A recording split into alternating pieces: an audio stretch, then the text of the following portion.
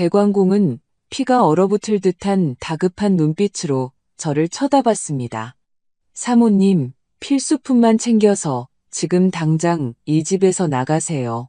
아드님이나 따님께는 이 일에 대해 한마디도 하지 마세요. 사모님의 목숨이 달린 일입니다. 그는 공구를 챙기며 손을 떨고 있었습니다. 그때 저는 깨달았습니다. 저희 집 욕실 문제는 단순한 누수가 아니었습니다.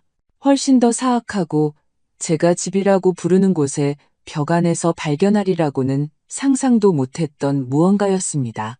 하지만 이야기를 계속하기 전에 채널을 아직 구독하지 않으셨다면 구독 버튼을 눌러주시고 대한민국 어느 도시에서 이 영상을 시청하고 계신지 댓글로 남겨주세요. 저희 이야기가 어디까지 퍼져나가는지 알면 큰 힘이 됩니다. 제 인생이 송두리째 무너진 것은 평범한 어느 화요일이었습니다. 밤새 욕실 수도꼭지에서 물이 떨어지기 시작했고 그 성가신 소리에 저는 몇 번이나 잠에서 깼습니다. 아침에는 식당 천장, 바로 욕실 아래쪽에 축축한 얼룩이 생긴 것을 발견했습니다. 저는 백왕공을 부르기로 결심했습니다. 아들 민준이가 알려준 번호로 전화하니 수화기 너머의 차분한 목소리가 1시간 안에 도착할 겁니다라고 알려주었습니다. 68살인 저는 수십 년 전 남편과 함께 서울에 마련한 널찍한 집에서 살고 있었습니다. 5년 전 남편이 세상을 떠난 후 아이들이 하나둘씩 집으로 돌아오기 시작했습니다. 먼저 민준이가 부산에 자기 아파트를 마련할 돈을 모은다며 들어왔고 그 다음엔 지혜가 파란만장한 이혼 끝에 여행 가방 몇 개와 불안한 침묵만을 가지고 돌아왔습니다. 초인종이 울렸을 때 문을 여니 50살쯤 되어 보이는 중간 키에 희끗희끗한 머리의 남자가 서 있었습니다. 그는 낡은 파란색 작업복을 입고 무거운 공구 상자를 들고 있었습니다. 박 여사님, 백왕공 김철수입니다. 저는 천장의 얼룩을 보여주고 그를 위층 욕실로 안내했습니다. 그는 전문가의 눈으로 모든 것을 꼼꼼히 살폈습니다. 전체 시스템을 파악해야 하니 지하실 배관도 확인해야겠습니다. 그의 말에 저는 길을 안내하고 부엌으로 돌아왔습니다. 기다리는 동안 저는 멍하니 점심을 준비했습니다. 지혜는 아직 자고 있었습니다. 집에 돌아온 후로 딸의 생활 패턴은 완전히 뒤바뀌었고 민준이는 건설회사에 출근한 상태였습니다. 거의 1시간이 지났을까. 김 기사님이 지하실 계단을 올라오는 발소리가 들렸습니다. 문제를 찾았는지 물어보려고 돌아섰을 때 저는 말을 잃었습니다. 그의 얼굴은 창백했고 손은 미세하게 떨리고 있었습니다. 사모님, 잠시 앉아서 얘기 좀 할 수 있을까요? 그가 전에 보여주었던 차분한 전문가의 모습과는 어울리지 않는 긴장된 목소리로 물었습니다. 저는 어리둥절한 채 식탁에 앉았습니다. 배관에 심각한 문제가 생긴 걸까? 김 기사님은 안경을 벗어 초조하게 닦은 뒤 심각한 표정으로 저를 바라보았습니다. 박 여사님, 제가 지하실에서 발견한 것은 배관 문제가 아닙니다. 그는 신중하게 단어를 고르듯 잠시 말을 멈췄습니다. 거기에는 있어서는 안 될 것이 설치되어 있었습니다. 누군가 의도적으로 설치한 것입니다. 등골이 오싹해졌습니다. 무슨 물건인데요? 사모님 댁 환기 시스템에 연결된 장치입니다. 특히 사모님 침실로 이어지는 관에 연결되어 있었어요. 저는 이해가 되지 않아 고개를 저었습니다. 2년 전에 저희가 했던 리모델링의 일부일 거예요. 민준이가 욕실이랑 환기 시스템 일부를 보수할 팀을 불렀거든요. 김 기사님은 몸을 앞으로 숙이며 목소리를 낮췄습니다. 사모님, 최근 몇 달간 이상 증상은 없으셨습니까? 비정상적인 피로감이나 잦은 두통, 현기증, 정신착란 같은 것 말입니다. 예상치 못한 질문에 저는 깜짝 놀랐습니다. 글쎄요, 네. 요즘 들어 더 피곤하고 두통은 거의 매일같이 있었어요. 하지만 제 나이가 68인데 그 나이엔 다 그런 것 아니겠어요? 자제분들도 같은 증상을 보이나요? 잠시 생각해보니 아이들은 멀쩡해 보였습니다. 김 기사님은 깊은 숨을 내쉬었습니다. 사모님, 저와 함께 지하실로 가보셔야겠습니다. 직접 눈으로 확인하셔야 할 것이 있습니다. 삐걱거리는 지하실 계단을 내려갔습니다. 수십 년간 쌓아온 상자들과 가족의 추억들 옆에서 익숙한 곰팡이와 습기 냄새가 저를 맞았습니다. 김 기사님은 손전등을 켜고 제가 거의 가지 않는 보일러 뒤편으로 저를 이끌었습니다. 그곳을 그가 가리켰습니다. 처음에는 비정상적인 것을 보지 못했습니다. 그저 집의 일반적인 시스템의 일부로 보이는 파이프와 연결부뿐이었습니다. 그러다 손전등 불빛을 따라가 보니 뭔가 다른 것이 눈에 띄었습니다. 토스터기 크기의 금속 상자에 연결된 일련의 얇은 관들이었습니다. 이게 뭐죠? 제가 다가가며 물었습니다. 공기 중에 물질을 방출하는 장치입니다. 보세요. 이 관들은 위로 올라가 사모님 침실의 환기 시스템에 직접 연결됩니다. 김 기사님은 각기 다른 색의 액체가 담긴 작은 용기들과 깜빡이는 디지털 타이머를 가리켰습니다. 이 시스템은 사모님께서 주무시는 동안 제어된 양의 물질을 방출하도록 프로그래밍되어 있습니다. 물질이요? 어떤 종류의 물질인데요? 제가 보기엔 자연적인 질병과 유사한 증상을 점진적으로 유발하도록 설계된 독성 화합물 같습니다. 피로감, 정신착란, 면역 체계 약화 같은 것들이죠. 시간이 지나면 그 효과는 더 심각해질 겁니다. 저는 떨리는 손가락으로 관 하나를 만져보았습니다. 따뜻했습니다. 활성화되어 작동 중이었습니다. 지금 누군가 저를 독살하기 위해 시스템을 설치했다는 말인가요? 네, 사모님. 그리고 이 일을 한 사람은 이 집을 아주 잘 알고 아무 제약 없이 드나들 수 있는 사람입니다. 외부 침입자의 소행이 아니에요.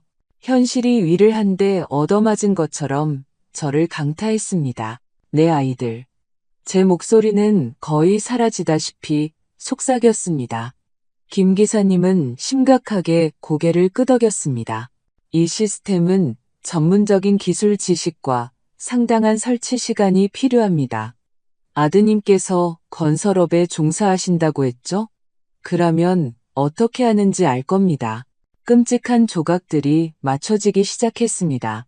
2년 전 민준이가 욕실 리모델링을 고집했던 것, 제 증상이 심각해지기 시작한 시점과 지혜가 돌아온 시점이 겹치는 것, 두 아이 모두 이상할 정도로 제 스케줄을 주시하는 것 같았던 사실. 이 시스템이 얼마나 오래 작동된 것 같나요? 메스꺼움을 느끼며 물었습니다. 부품의 마모 상태로 보아 적어도 8개월은 된 것 같습니다. 제가 노화로 인한 두통이 시작된 시점과 정확히 일치했습니다. 사모님, 김 기사님이 말을 이었습니다. 아셔야 할 게 한 가지 더 있습니다. 이 시스템은 점차적으로 물질의 농도를 높이도록 프로그래밍 되어 있습니다. 개입이 없다면 앞으로 몇 달 안에 치명적인 결과를 초래할 수 있습니다. 저는 다리에 힘이 풀리는 것을 느끼며 차가운 지하실 벽에 기댔습니다. 내 아이들. 내가 품에 안고, 먹이고, 아플 때 간호하고, 올 때 위로해 주었던 바로 그 아이들. 매일 밤 내 식탁에서 밥을 먹으며 서서히 나를 죽이고 있었던 것이다. 왜? 저는 그에게라기보다 제 자신에게 중얼거렸습니다. 그건 그 아이들만이 대답할 수 있는 질문이겠죠. 김 기사님이 부드럽게 말했습니다. 하지만 사모님, 제 말을 잘 들으셔야 합니다. 짐을 챙겨서 당장 이 집에서 나가세요. 자제분들께는 아무 말도 하지 마시고요. 우리는 침묵 속에서 위층으로 올라갔습니다. 제 머릿속은 부정할 수 없는 사실을 부정하려 필사적으로 움직였습니다. 어쩌면 다른 설명이 있을지도 모른다. 저 시스템에 다른 목적이 있을지도. 김 기사님이 틀렸을지도 모른다. 하지만 마음 깊은 곳에서는 그가 틀리지 않았다는 것을 알고 있었습니다. 증상들, 시기, 아이들의 행동 변화, 모든 것이 끔찍한 퍼즐처럼 맞아떨어졌습니다. 돈. 부엌에 도착했을 때 제가 속삭였습니다. 돈 때문일 거야. 김 기사님은 의아한 눈으로 저를 쳐다보았습니다. 남편이 죽으면서 상당한 액수의 생명보험금을 남겼어요. 게다가 제 저축과 최근 몇 년간 가치가 많이 오른 이 집까지 합하면 전부 합쳐서 7억 원 가까이 될 겁니다. 절박한 사람들을 움직이게 할 만한 금액이죠. 김 기사님이 고개를 끄덕였습니다. 하지만 아이들은 절박하지 않아요. 민준이는 건설회사에서 좋은 직장을 다니고 있고 저는 말을 멈추었습니다. 아이들의 재정 상태에 대해 사실 아는 것이 없다는 것을 깨달았습니다. 민준이는 항상 늦게 들어오고 일찍 나갔습니다. 늘 피곤해 보이고 긴장해 있었죠. 지혜는 밥을 먹거나 어디 가는지 말도 없이 나갈 때를 제외하고는 거의 자기 방에서 나오지 않았습니다. 우리는 몇 달 동안 깊은 대화를 나눈 적이 없었습니다. 박 여사님, 김 기사님이 제 생각을 끊었습니다. 지금 추측할 시간이 없습니다. 아이들이 돌아오기 전에 이 집을 나가셔야 합니다. 마치 그의 말에 소원이라도 된 듯 위층에서 발소리가 들렸습니다. 지혜가 깬 것이었습니다. 엄마, 딸이 불렀습니다. 누구랑 얘기해요? 저는 김 기사님과 공포에 질린 눈빛을 교환했습니다. 배관공 아저씨란다. 저는 목소리를 가다듬으려 애쓰며 대답했습니다. 이제 막 끝났대. 곧 내려갈게. 방으로 가세요. 김 기사님이 다급하게 속삭였습니다. 중요한 서류랑 옷까지만 좀 챙기세요. 다른 건 말고요. 제가 여기서 기다리겠습니다.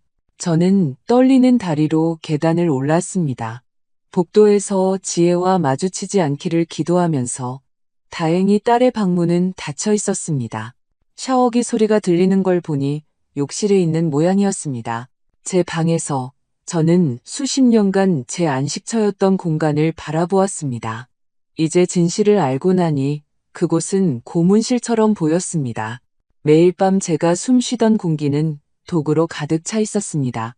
내 아이들이 의도적으로 설치한 도구로 떨리는 손으로 옷장 깊숙이 숨겨진 금고를 열어 서류, 신분증, 은행카드, 등기 권리증을 꺼냈습니다.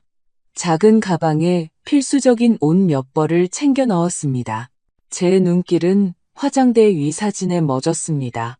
지난 성탄절에 민준이 지혜와 함께 찍은 사진이었습니다. 모두가 웃고 있었습니다. 그때도 아이들은 이미 저를 독살하고 있었던 것입니다. 저는 그 순간을 기억하고 싶어서가 아니라 제가 겪은 배신을 잔인하게 상기하기 위해 그 사진도 가방에 넣었습니다. 아래층으로 내려갔을 때 지혜는 이미 부엌에서 김 기사님과 아무렇지 않게 대화를 나누고 있었습니다. 목욕 가운을 입고 머리카락은 젖어 있었습니다.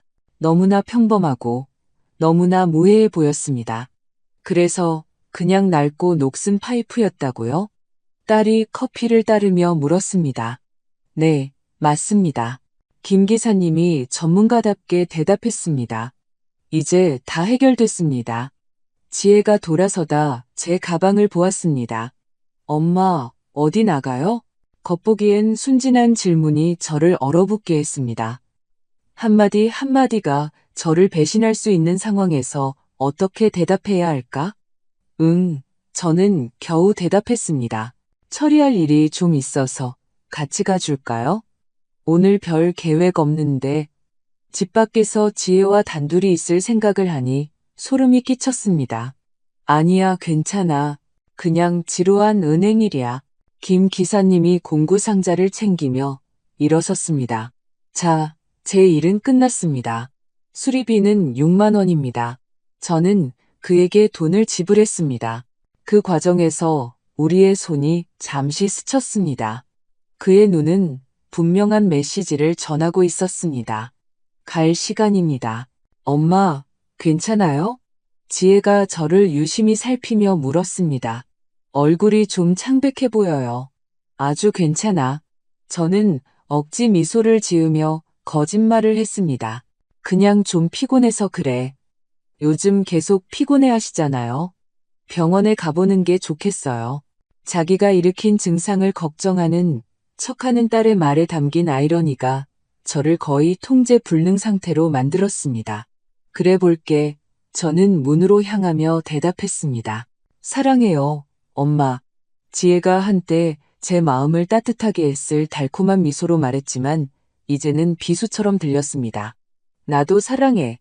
저는 자동적으로 대답하며 언제부터 저 말이 딸에게는 빈말이 되었을까 생각했습니다. 저는 40년 동안 제 집이었던 그곳을 나왔습니다. 다시 돌아올 수 있을지 모른 채 김 기사님은 길가에 세워둔 자신의 트럭으로 저를 안내했습니다. 타세요. 그가 조수석 문을 열며 말했습니다. 따님이 의심하기 전에 여기서 벗어나야 합니다. 차가 멀어지면서 저는 백미러로 제가 사랑했던 집을 바라보았습니다. 이제는 내 아이들에 의해 치명적인 덫으로 변해버린 그 집을 어디로 가는 건가요? 저는 구명조끼처럼 가방을 꼭 쥐고 물었습니다. 앞으로 어떻게 할지 생각할 수 있는 안전한 곳으로요. 김 기사님이 대답했습니다. 여기서 몇 킬로미터 떨어진 수원에 카페가 하나 있어요. 거기서 어떻게 진행할지 얘기하고 경찰에 연락하죠. 경찰. 네, 사모님. 저희가 발견한 것은 살인미수에 해당합니다. 이건 우리끼리 해결할 수 있는 문제가 아니에요. 살인미수. 그 단어가 머릿속에서 울렸습니다. 내 아이들은 단순히 배은망덕하거나 탐욕스러운 것이 아니었습니다. 그들은 잠재적인 살인자였습니다. 나와 함께 살고 내 밥을 먹고 나를 걱정하는 척하며 꼼꼼하게 나의 죽음을 실행하고 있던 살인자들. 이게 정말 현실이라니 믿을 수가 없어요. 저는 이제 낯설고 적대적으로 보이는 익숙한 거리를 바라보며 중얼거렸습니다. 이 모든 걸 받아들이기 힘드시다는 거 알아요. 김 기사님이 부드럽게 말했습니다. 하지만 그 집에서 나오신 건 정말 잘한 결정입니다. 만약 우리가 틀렸다면요? 다른 설명이 있다면요? 김 기사님은 잠시 저를 쳐다본 뒤 다시 운전에 집중했습니다. 사모님, 저는 배관공이 되기 전에 15년 동안 환기 시스템을 설치했습니다. 제가 사모님 댁 지하실에서 본 것은 실수나 오해가 아닙니다. 그건 사모님 방 공기 중에 화학물질을 퍼뜨리기 위해 특별히 설계된 장치입니다. 결백한 설명이란 있을 수 없어요. 마음 깊은 곳에서는 그가 옳다는 것을 알았지만 제 머리는 필사적으로 내 아이들이 괴물이 아닌 다른 현실을 찾고 있었습니다. 제가 얼마나 더 살 수 있었을 것 같나요? 제가 낮은 목소리로 물었습니다. 타이머와 농도를 기준으로 볼 때 기껏해야 2~3달 정도였을 겁니다. 증상은 점진적으로 악화되어 자연적인 질병처럼 보였을 거예요. 심각한 호흡기 문제와 장기 부전이 발생했을 겁니다. 천천히 죽어갔을 테고 아무도 의심하지 않았을 거예요. 눈물이 제 뺨을 타고 흘렀습니다. 어떻게 두 사람이 그런 짓을 계획할 수 있죠? 어떻게 자기 엄마 눈을 매일 쳐다보면서 사랑하는 척하며 죽일 수 있냐고요? 그에 대한 답은 저도 모릅니다. 사모님. 하지만 이런 짓을 할 수 있는 사람들은 정면으로 맞선다고 해서 그냥 포기하지 않을 겁니다. 만약 사모님께서 진실을 안다는 걸 알게 되면 계획을 앞당기거나 더 직접적인 방법을 시도할 수도 있습니다. 등골이 오싹해졌습니다. 아이들이 저를 찾아올까요? 돈에 대한 절박함과 원래 계획에 대한 집착에 달려있겠죠.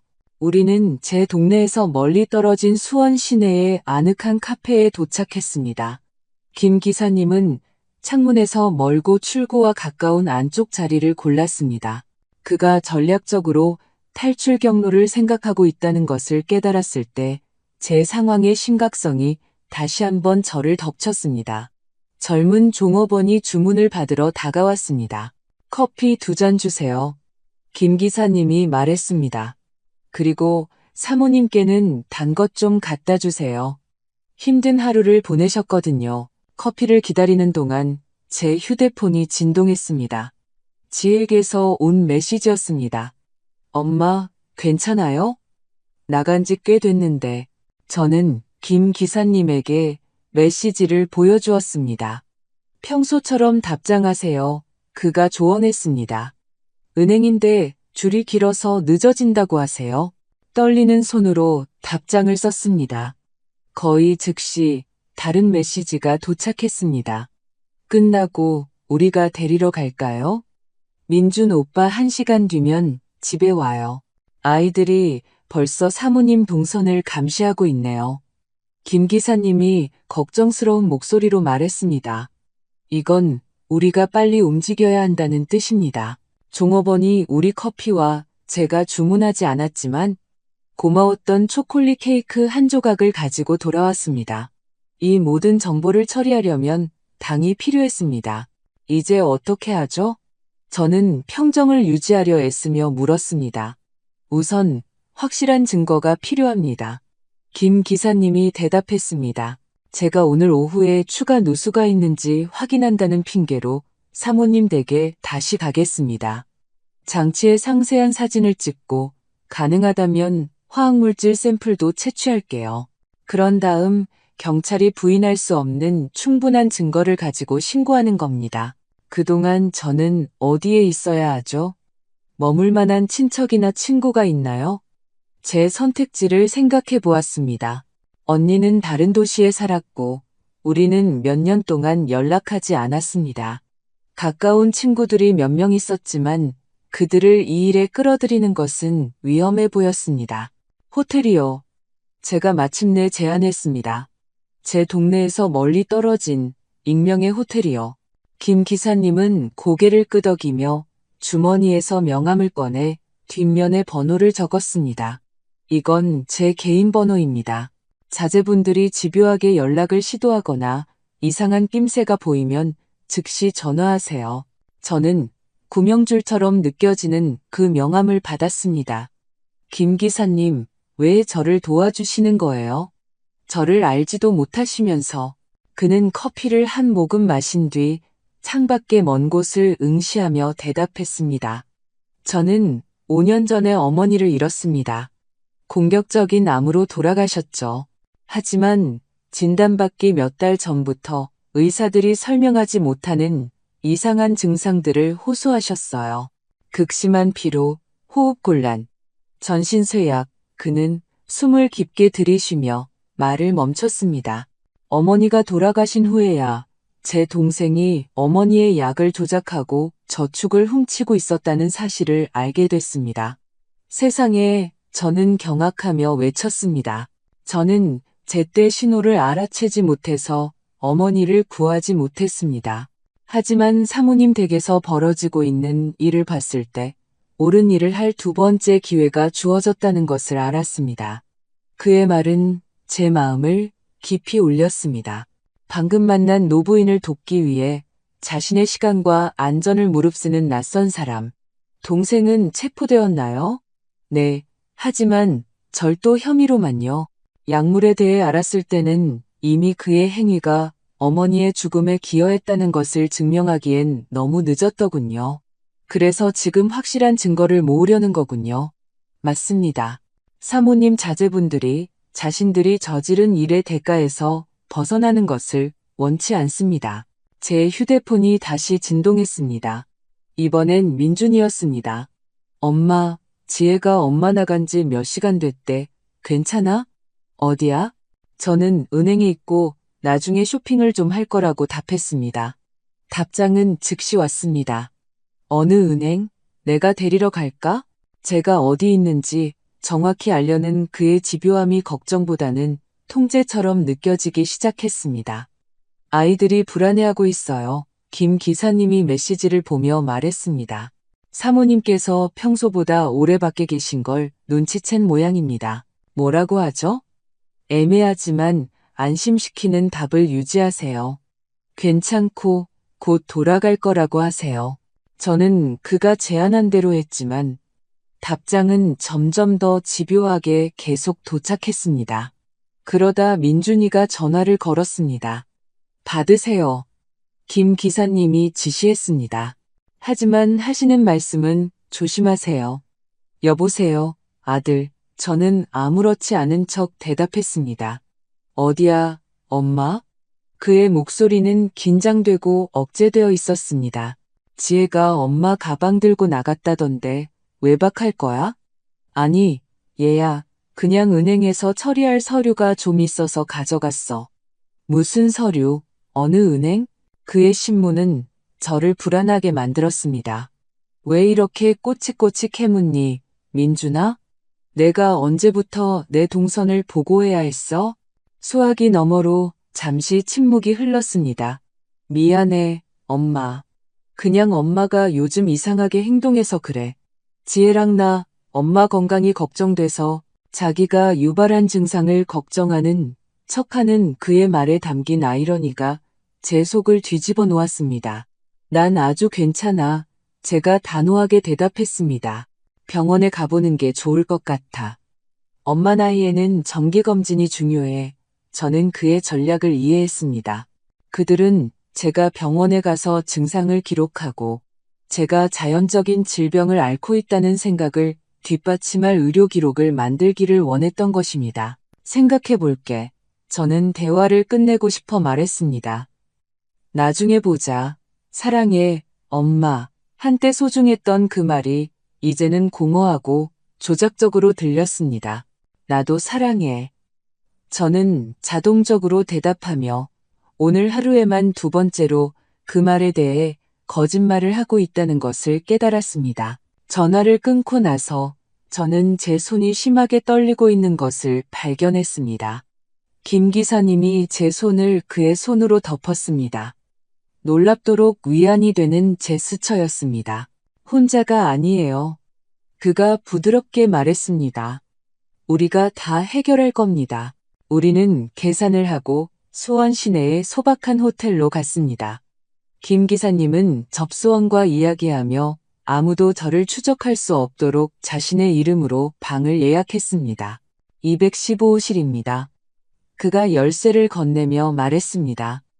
문을 잠그시고 저 외에는 아무에게도 열어주지 마세요.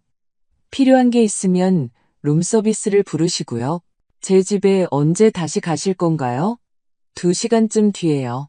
다른 고객에게서 비슷한 문제로 불만이 접수되어서 사모님 댁수리가 제대로 작동하는지 확인하러 왔다고 말할 겁니다. 제 직업에서는 흔한 일이니 의심을 사지 않을 거예요. 떠나기 전에 김 기사님은 망설였습니다. 사모님, 여쭤볼 게 있습니다. 유언장 있으신가요? 뜻밖의 질문이었습니다. 네, 왜요? 자제분들이 유일한 수혜자인가요? 네, 모든 것이 민준이와 지혜에게 똑같이 나뉘어요. 그는 심각하게 고개를 끄덕였습니다. 그것이 동기를 확인시켜주네요. 사모님이 없으면 즉시 상당한 금액을 상속받게 되겠군요. 저는 유언장의 특정 조항을 기억해냈습니다.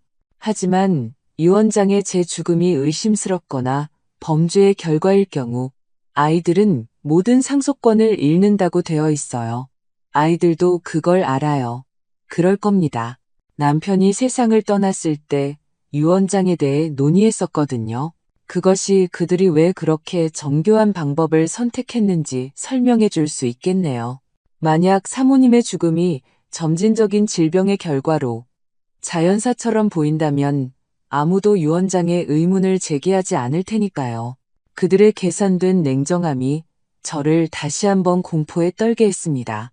그들은 나를 죽일 계획을 세웠을 뿐만 아니라 내 죽음으로 인한 금전적 이익을 확실히 할 방법까지 선택한 것이었습니다. 김 기사님, 제가 낮은 목소리로 물었습니다. 어떤 사람들이 이런 짓을 하죠? 정상적인 감정적 연결을 모두 잃어버린 사람들이죠. 돈이 어떤 가족적 유대보다 더 중요해진 사람들입니다. 하지만 저는 아이들을 좋은 사람으로 키웠어요. 사랑과 교육, 가치관을 주었죠. 때로는 사모님, 사람들은 우리가 기대했던 것과는 전혀 다른 존재로 변합니다. 환경, 압박, 잘못된 선택이 누군가를 깊이 바꿀 수 있어요. 김 기사님이 떠난 후 저는 호텔 방에 홀로 남았습니다. 주변에 숨막히는 침묵. 수십 년 동안 저는 사람이 사는 집에 끊임없는 소음에 익숙해져 있었습니다. 켜진 텔레비전, 계단의 발소리, 열리고 닫히는 문소리. 이제 이 낯선 방의 침묵 속에서 제 마음은 제가 겪은 배신을 온전히 처리할 공간을 가졌습니다. 저는 침대에 앉아 휴대폰을 들었습니다. 지혜에게서 3개, 민준이에게서 2개, 총 5개의 새로운 메시지가 와 있었습니다. 하나같이 이전 것보다 더 다급했습니다. 엄마, 벌써 오후 4시야. 어디야? 민준 오빠가 엄마 찾아. 걱정하고 있어. 제발 답장 좀 해. 우리 정말 불안해지기 시작했어. 엄마, 당장 전화해. 답장 안 하면 우리 엄마 찾으러 나갈 거야. 메시지 하나하나가 소름을 돋게 했습니다. 정말로 걱정하는 걸까? 아니면 자신들의 계획이 발각되었을까? 의심하기 시작한 걸까? 저는 애매하게 답하기로 결정했습니다. 괜찮아. 은행이 붐볐고 그 다음에 쇼핑 좀 했어. 곧 돌아갈게. 민준이의 답장은 즉각적이었습니다. 정확히 어디야? 우리가 데리러 갈 수 있어. 제 위치를 정확히 알려는 집요함이 점점 더 사악하게 느껴졌습니다. 필요 없어. 태워다 줄 사람 있어. 집에서 보자. 그는 즉시 답장하지 않았는데 그것은 이상했습니다. 민준이는 보통 즉시 답장했기 때문입니다. 그 갑작스러운 침묵이 저를 더욱 불안하게 만들었습니다. 저는 침대에 누워 눈을 감고 모든 것이 언제부터 정말로 시작되었는지 기억하려 애썼습니다. 의심했어야 할 순간들이 있었습니다. 몇 달 전의 대화가 생각났습니다. 민준이는 제가 더 작은 아파트로 이사하는 것을 고려해야 한다고 아무렇지 않게 언급했습니다. 이 집은 엄마 혼자 살기엔 너무 커요. 그가 말했습니다. 그리고 유지비도 비쌀 거고요. 그 당시에는 제 안위를 걱정하는 줄 알았습니다. 이제 와서 보니 아마도 부동산 가치를 평가하고 있었던 것 같습니다. 지혜가 제 재정에 대해 이상한 질문을 했던 것도 기억났습니다. 엄마, 나이 들면 의료비로 쓸 돈은 충분해요? 특별한 보살핌이 필요하면 어떻게 할지 생각해봤어요? 저는 그 질문들을 정상적인 자식의 걱정으로 해석했지만 이제는 제 불가피한 의료비를 제하고 자신들에게 얼마가 남을지 계산하고 있었던 것은 아닌지 의심스러웠습니다. 휴대폰이 울려 저를 깜짝 놀라게 했습니다. 다시 민준이었습니다. 엄마. 그의 목소리는 차갑고 억제되어 있었습니다. 은행에 전화해봤어. 오늘 거기 안 갔다던데. 심장이 빠르게 뛰었습니다. 그들이 제 이야기를 확인하고 있었습니다. 다른 은행에 갔어. 제가 즉흥적으로 말했습니다. 중앙로에 있는 거 정확히 어느 지점인데? 왜 이렇게 캐묻는 거야, 민준아? 내가 언제부터 내 동선을 보고해야 했어? 엄마가 우리한테 거짓말하기 시작한 때부터 직접적인 비난에 저는 잠시 할 말을 잃었습니다. 거짓말하는 거 아니야. 제가 마침내 대답했습니다. 그냥 나만의 시간이 좀 필요할 뿐이야. 엄마만의 시간, 아니면 그 배관공과의 시간? 그 질문에 저는 완전히 허를 찔렸습니다. 무슨 소리야? 지혜가 둘이 같이 나가는 거 봤대. 그 사람 트럭에 탔잖아. 그 사람이 엄마 어디로 데려갔어? 그럼 알고 있었던 것이다. 우리가 떠날 때 지혜가 창문으로 봤음이 틀림없었다. 공포가 제 안에서 더욱 커졌습니다. 그 사람이 은행까지 태워다 줬어. 제가 설명하려 애썼습니다. 또 거짓말이네.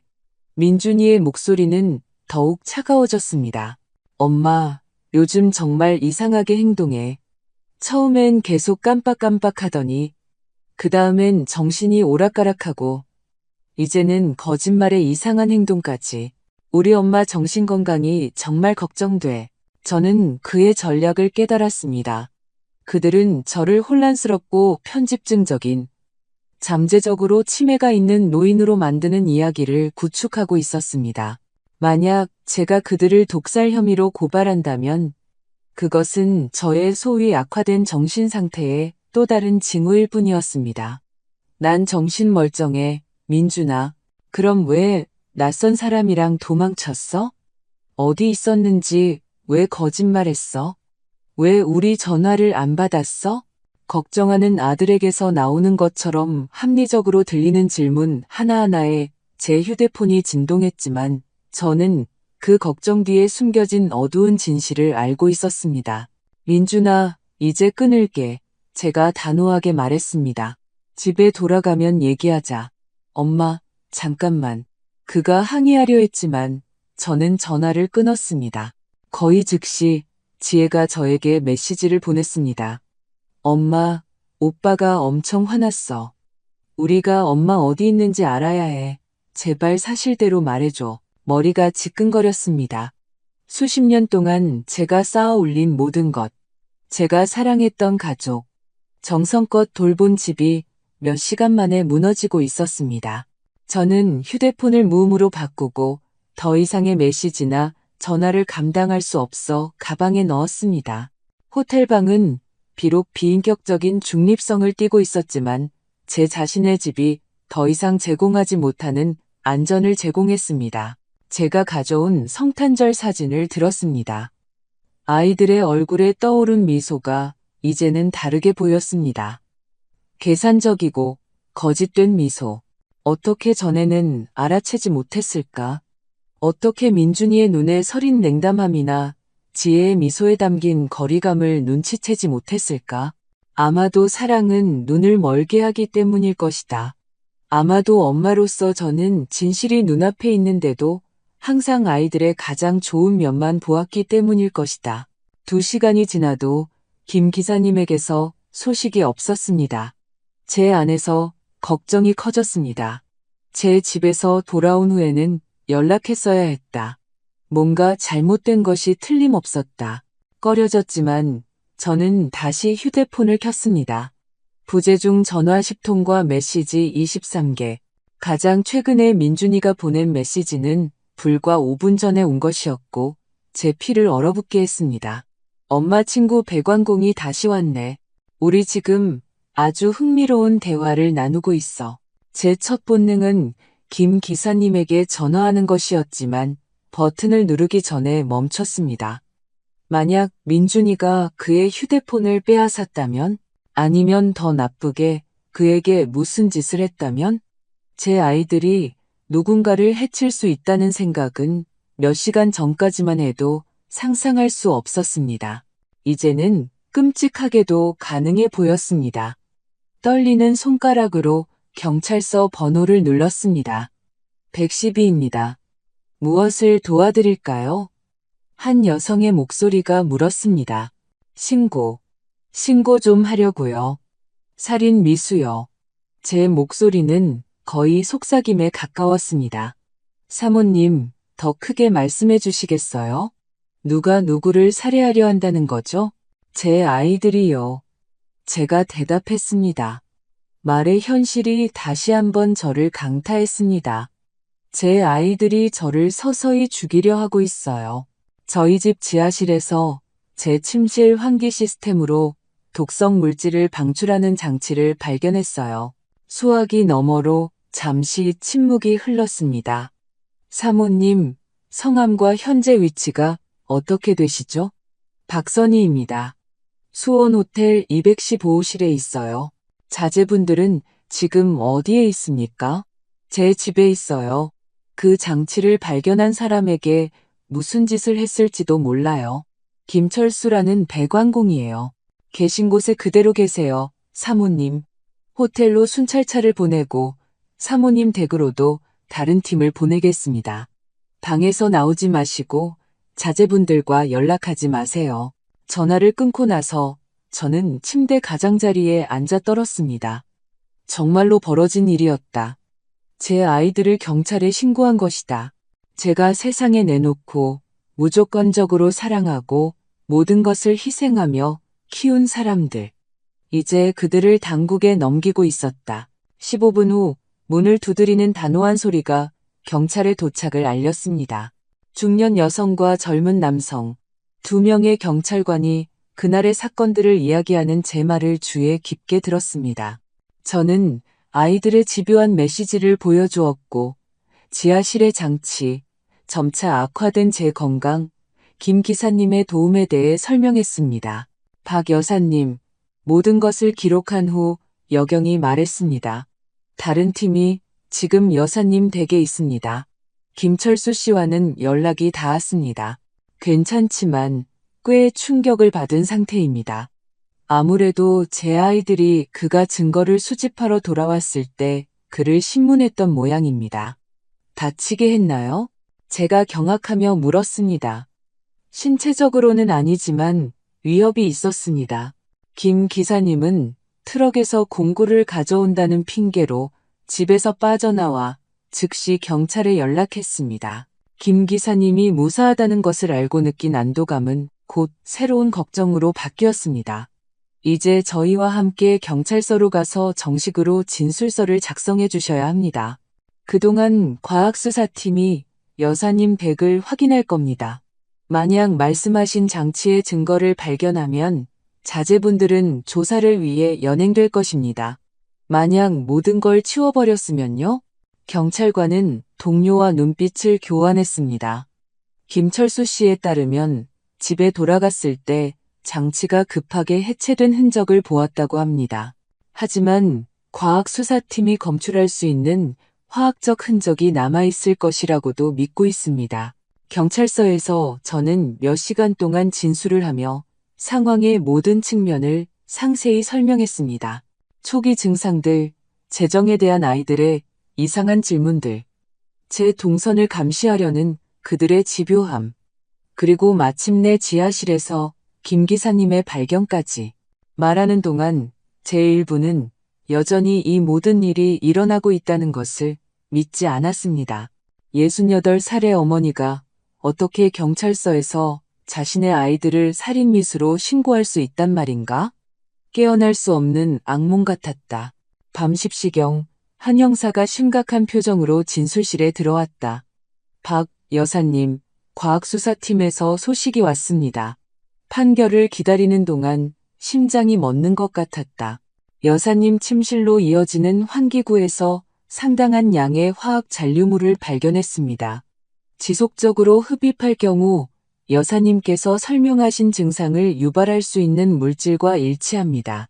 또한 지하실 상자 깊숙한 곳에 급하게 숨겨둔 해체된 장치 부품들도 찾아냈습니다. 조용한 눈물이 뺨을 타고 흘렀다.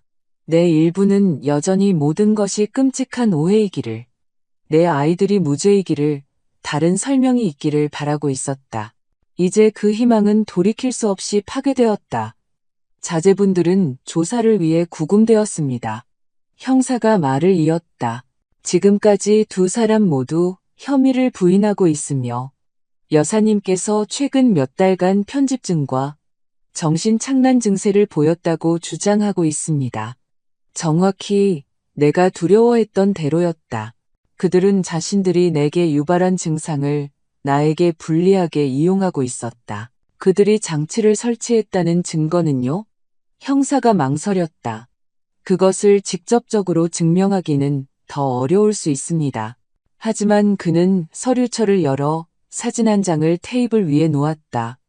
그것은 지혜의 틀림없는 필체가 담긴 공책 페이지였다. 따님방 책들 사이에 숨겨져 있던 것을 발견했습니다. 시간에 따른 여사님의 증상을 상세히 기록하고 투여량 조절에 대한 주석을 단기록으로 보입니다. 나는 4월 27일, 엄마가 12시간 내리 잠, 야간 투여량 증가 효과 있음, 그리고 5월 15일, 현기증과 혼란을 호소함, 의심을 사지 않도록 조금 줄여야 할지도 같은 항목들을 보며 메스꺼움을 느꼈다. 그것은 마치 내가 인간이 아니라 하물며 그들의 어머니가 아니라 과학 실험인 것처럼 내 계획된 쇠약을 방법론적이고 임상적으로 기록한 것이었다. 이건 나는 말을 잇지 못했다. 상당히 유죄를 입증하는 증거입니다. 형사가 말을 마쳤다. 이웃들이 2년 전 아드님이 감독한 욕실 리모델링을 확인해준 진술과 건설 분야에 대한 그의 전문 지식을 종합하면 우리는 확실한 사건을 확보했습니다. 아이들이 체포된 후 첫 한 달은 흐릿하게 지나갔다. 나는 여러 의료 검사를 받았고 내 몸에서 독소가 검출되었음을 확인했다. 의사들은 내가 내 집에서 내 아이들에 의해 서서히 독살당하고 있었다는 사실에 충격을 받았다. 살아남으신 것이 기적입니다. 독성학자가 말했다. 이 물질에 장기간 노출되었다면 장기에 영구적인 손상을 입거나 사망에 이를 수도 있었습니다. 몸에서 독소가 빠져나가면서 내 건강은 극적으로 좋아졌다. 두통이 사라지고 정신착란이 맑아졌으며 에너지가 돌아왔다. 육체적으로는 회복되고 있었지만 감정적으로는 상처가 아물 기미가 보이지 않았다. 나는 집으로 돌아갈 수 없었다. 기억이 너무나 고통스러웠다. 그곳의 모든 구석에는 이제 배신의 메아리가 담겨 있었다. 나는 집을 팔려고 내놓고 임시로 작은 임대 아파트로 이사했다. 수사 과정에서 모든 진실이 밝혀졌다. 민준이는 2억 원이 넘는 도박 빚이 있었다. 그는 모두에게 숨기고 있던 강박적인 도박으로 사채업자들에게 돈을 빌렸고 그들은 그를 신체적, 재정적으로 위협하기 시작했다. 한편 지혜는 전 남편이 그녀의 불륜을 구체적인 증거로 입증한 후 이혼 소송에서 한 푼도 받지 못하게 된 것을 알게 되었다. 그녀는 사실상 파산 상태였고 절박했다. 아이들은 함께 계산했다. 내 죽음은 그들에게 생명보험, 저축, 집값을 합쳐 거의 7억 원에 즉시 접근할 수 있게 해줄 것이었다. 의심스러운 죽음이 유언장을 무효화할 것이라는 것을 알았기 때문에 그들은 자연스러운 것처럼 보이는 것, 즉 노화로 인한 점진적인 쇠약으로 어떤 의사도 의문을 제기하지 않을 장기 부전으로 끝나는 것을 계획했다. 느린 독살 아이디어는 지혜에게서 나왔다. 화학 지식을 바탕으로 그녀는 자연스러운 쇠퇴를 가장하기 위해 어떤 물질을 어떤 농도로 사용할지 꼼꼼하게 계획했다. 민준이는 건설 지식을 이용해 욕실 리모델링 중에 시스템을 설치했다. 재판은 악몽이었다. 법정에 앉아 매일같이 내 아이들이 나를 죽이려고 공모한 끔찍한 세부 사항들을 들으며 나는 마치 다른 사람의 삶을 사는 것 같았다. 이것은 내 현실일 수 없었다. 내 가족일 수 없었다. 가장 힘든 것은 그들의 시선을 마주하는 것이었다. 민준이는 재판 내내 무표정한 표정을 유지했고 마치 어떤 감정도 초월한 듯했다. 지혜는 배심원들이 보고 있을 때는 극적인 눈물을 흘리다가 아무도 주목하지 않는다고 생각할 때는 차갑고 계산적인 시선을 번갈아 보였다. 김철수 기사님은 지하실에서의 발견과 내 아이들 사이에서 엿들은 대화에 대해 상세히 증언했다. 그의 증언은 사건의 결정적이었다. 그는 그 어두운 날들 동안 내 힘의 기둥이 되어주었고 변함없고 위안이 되는 존재였다. 오늘 기분은 어떠세요? 그는 진심 어린 걱정으로 매일 물었다.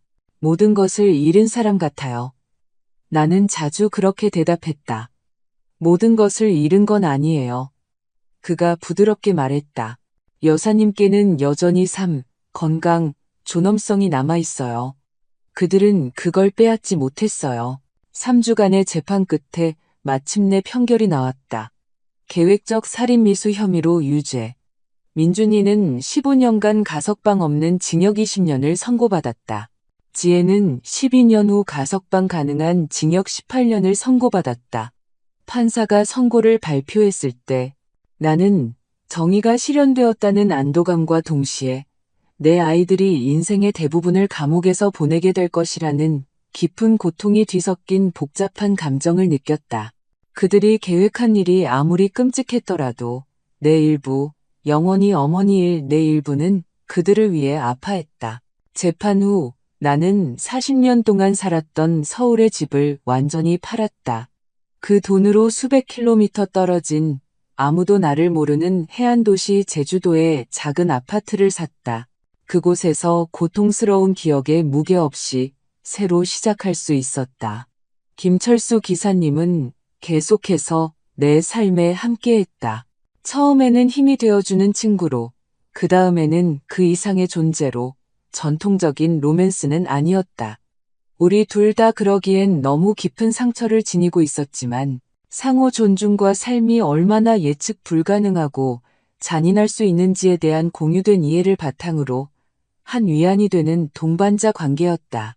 어떤 사람들은 평생 자신이 사랑하는 사람들의 진짜 얼굴을 모르고 살아요. 그가 어느 날 우리가 해변을 걸으며 말했다. 여사님은 그 진실을 마주하고 살아남으셨어요. 그건 엄청난 용기가 필요한 일입니다. 용기는 내가 나를 정의할 방식이 아니었다. 가장 어두운 순간에 나는 엄마로서 어디서 실패했는지, 무엇을 다르게 할 수 있었는지, 어떤 신호를 놓쳤는지 자문했다. 나는 정말로 아이들에게 사랑받았을까? 아니면 항상 목적을 위한 수단, 이용당할 자원의 원천에 불과했을까? 재판 후 6개월 감옥에 있는 지혜에게서 편지를 받았다. 며칠 동안 나는 읽을 용기를 내지 못하고 테이블 위에 봉인된 채로 두었다.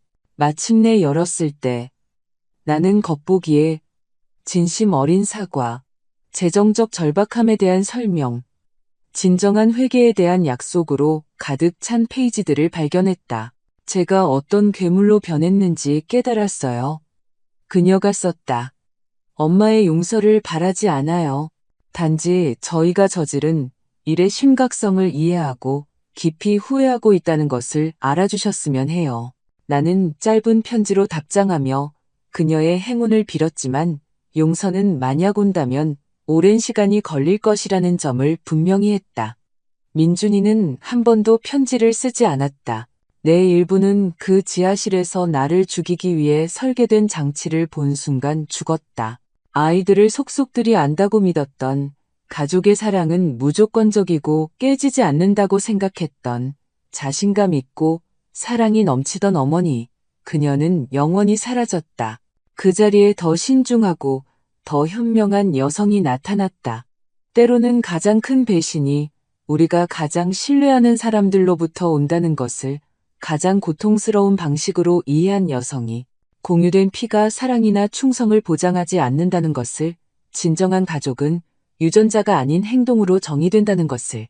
오늘 70살의 나는 상대적인 평화를 찾았다. 건강은 완전히 회복되었다. 매일 제주도 해변을 산책한다. 지역 독서 모임에 참여한다. 아파트 발코니에 작은 정원을 가꾼다. 김 기사님과 나는 일주일에 2번 함께 저녁을 먹으며 이야기와 웃음을 나눈다. 때때로 바다를 바라보며 단 하루 만에 삶이 얼마나 바뀔 수 있는지 생각한다. 겉보기엔 무해한 누수가 어떻게 치명적인 음모를 드러낼 수 있는지, 낯선 사람이 어떻게 구원자가 될 수 있는지, 반면 우리를 무조건적으로 사랑해야 할 사람들이 어떻게 우리의 최악의 적이 될 수 있는지, 고통은 결코 완전히 사라지지 않을 것이다. 생일, 명절, 특별한 순간에 나는 내 아이들의 부재를 느낀다. 지금의 모습이 아니라 이전의 모습, 혹은 내가 그렇다고 믿었던 모습으로.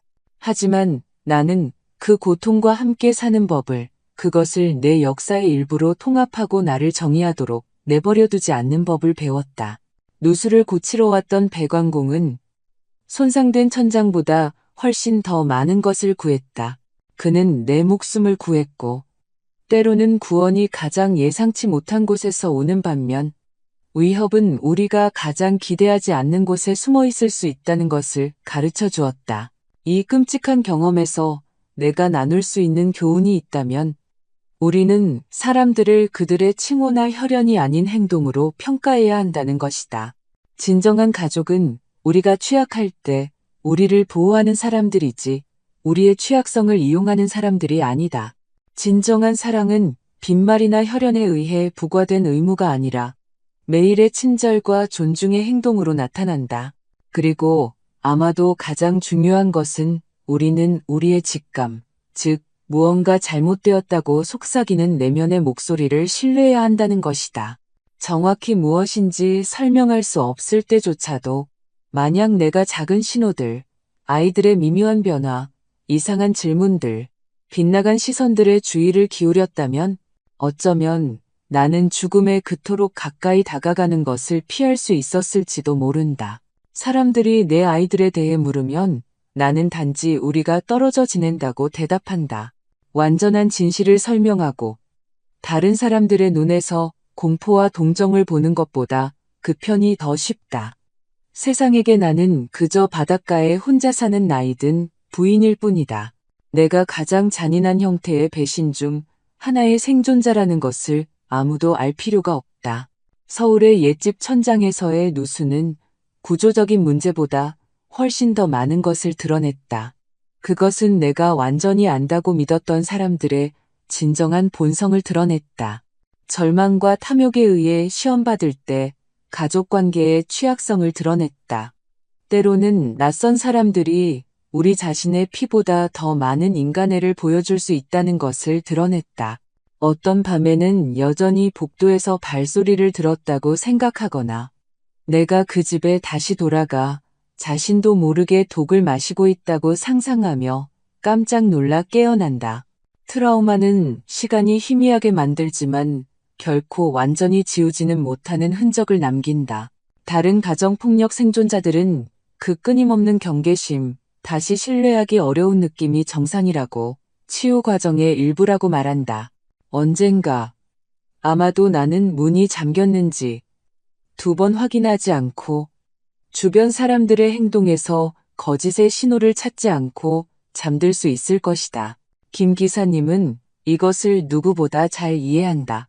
그는 자신의 동생 때문에 어머니를 잃었고 내 것과 공명하는 죄책감, 즉 제때 신호를 알아채지 못한 죄책감을 짊어지고 있다. 아마도 그래서 우리가 그토록 깊이 연결된 것일지도 모른다. 우리 둘 다 우리를 보호해야 할 사람들에게 배신당하는 특정한 고통을 알고 있다. 제가 계속 나아가는데 무엇이 도움이 되었는지 아세요? 그가 한 번 물었다. 일어난 모든 일에도 불구하고 세상에는 여전히 좋은 사람들이 존재한다는 것을 깨닫는 것이요. 배신할 수 있는 한 사람마다 비범한 친절의 행동을 할 수 있는 다른 사람들이 있다는 것을요. 나는 나쁜 날에는 그 진실에 매달리려 노력한다. 내 아이들이 내 죽음을 계획하고 있다는 것을 발견한 바로 그날, 낯선 사람이 내 목숨을 구하기 위해 자신의 안전을 무릅썼다는 것도 발견했다는 것을 기억한다. 인생은 그렇다. 빛과 그림자가 얽혀 있다. 괴물을 품는 바로 그 세상이 영웅도 품는다.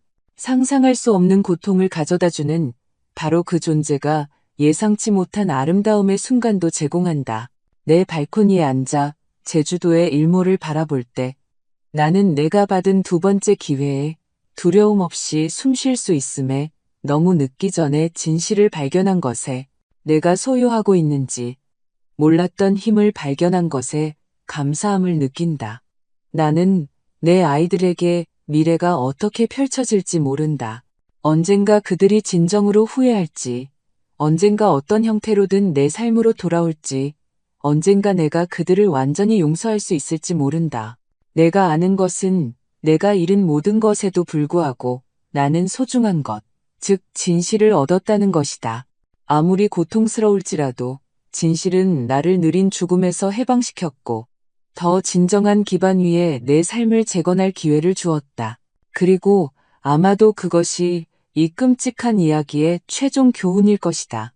때때로 우리는 우리가 진정 누구인지 발견하기 위해 모든 것을 잃어야 한다는 것. 파괴의 잿더미 속에서 우리는 새로운 시작의 씨앗을 찾을 수 있다는 것. 가장 깊은 배신 후에도 빛으로 돌아가는 길을 찾을 수 있다는 것. 나는 더 이상 단지 민준이와 지혜의 엄마 박선희가 아니다. 나는 상상할 수 없는 일을 마주하고 살아남은 여성 박선희다.